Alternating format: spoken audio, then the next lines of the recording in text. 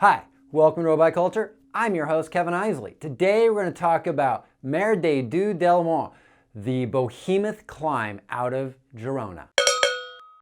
Mare del Mont is literally translated as the mother of the god of the mountain. And this behemoth HC climb is amazing and absolutely worth your trip to Girona.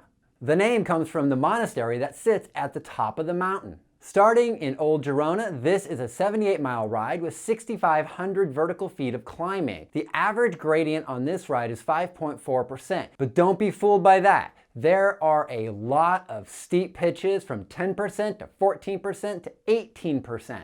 This is no joke. Once you reach the top, you are at 3,647 feet above sea level, and you will enjoy the views. Leaving Old Town Girona, you're going to ride through a bunch of urban sprawl with a few short climbs that have some good pitches to it until you get to the town of Banyoles. And here there is this beautiful lake which would be a perfect place to stop, but we rode through it because it's only mile 16, but you might want to think about it on the way back. After that, when you reach mile 22, you're going to roll through the medieval town of Espanola.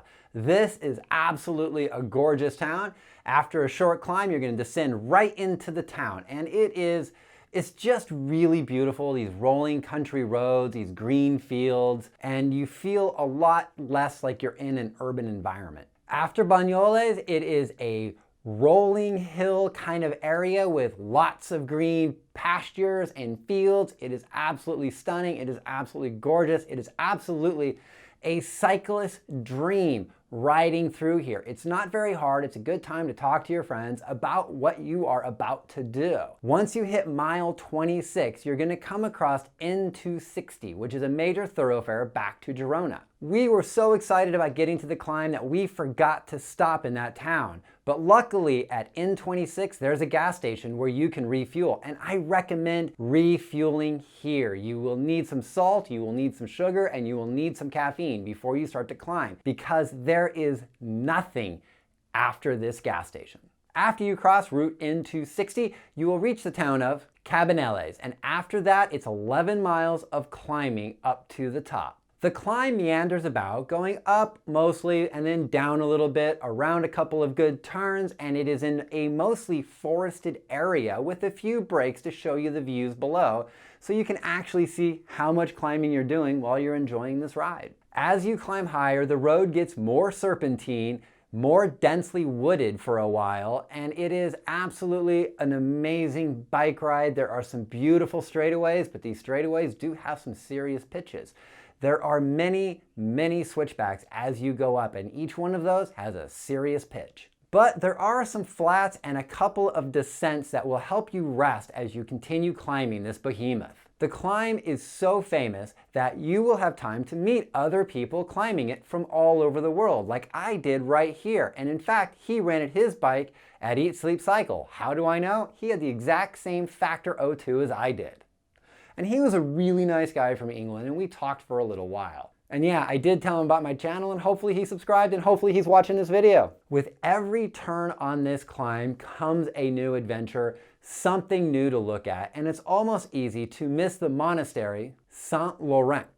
I think I'm saying that right. And once you get going again, you will look up and you will see the monolithic structure on the top of the mountain that is Sanctuary Mare del Mont. But seeing this way up there gives you pause at how much more climbing you actually have. In the last mile of the climb, the trees give way to rock formations and sheer cliffs. And in my opinion, this is the best part of the ride because you have unobstructed views of the valley below, and the switchbacks get even more amazing. And in fact, it's right here that is the most famous switchback in all of Girona. Of course, we had to take a moment here to take photographs and video of all of us going around this amazingly beautiful switchback that is just really steep.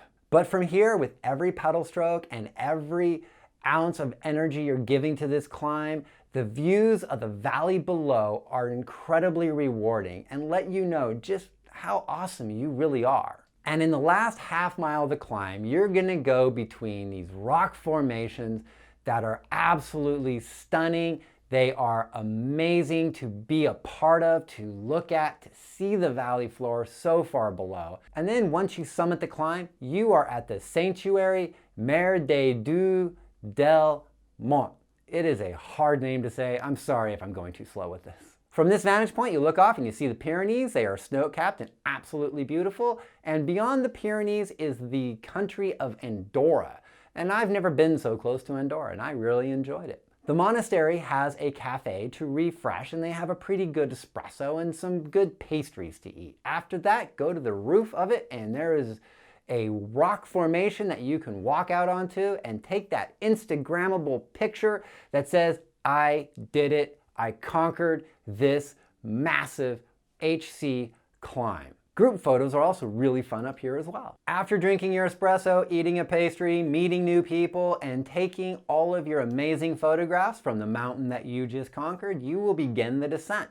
The descent is steep because it was steep to climb, and it is very technical. And as the day gets later, there will be more cars on the climb. So as you descend, be careful around those switchbacks because there might be cars on the other side, which was a problem we ran into. Not a big problem, just had to brake a little harder, cut the corner a little sharper. Once you get past this super technical part of the steeper end of the mountain, it gives way to a beautiful pedal through kind of descent at really high speeds, and it's fun at this point just to race your friends back to N260. Like most rides that are of a great distance and the point of your ride is a massive climb that is the halfway point, you tend to miss the beauty of the journey there. But once you've conquered the mountain on the way home, you can see actually what you missed and what you rode through. These quaint villages, medieval towns, absolutely stunning Romanesque architecture. And now is a really good time to break out your camera, shoot some video, take some pictures of the ride. I took more video on the way home in these parts than I did on the way out because not only was I anxious about the climb because I was really happy to be doing it and a little nervous about how hard it would be, on the way home I had a feeling of exhilaration. But on the way out, a bunch of little climbs seemed pretty easy and you were like just blasting through them. But as you get closer to Girona, those bumps you were hitting get harder and harder and harder until finally you roll into Girona and the ride is over and it's time to eat amazing Spanish food, drink great wine or beer, do what you like to do after a ride and realize you just conquered the big climb of Girona. Well, I think that just about covers it. Our adventures on Mare del Mont, one of the epic climbs of Girona, one of the biggest climbs of Girona, and absolutely a spectacular ride for anybody thinking about, planning about, or just looking at their bucket list of going to Girona. If you like this episode, give it a thumbs up. If you're new to my channel, hit that subscribe button. And as always, I'm on YouTube, I'm on Facebook, I'm on Instagram, I'm not really on Twitter. I'm probably gonna stop saying that in the next video. And as always, until the next time, I hope to see you out there on the road.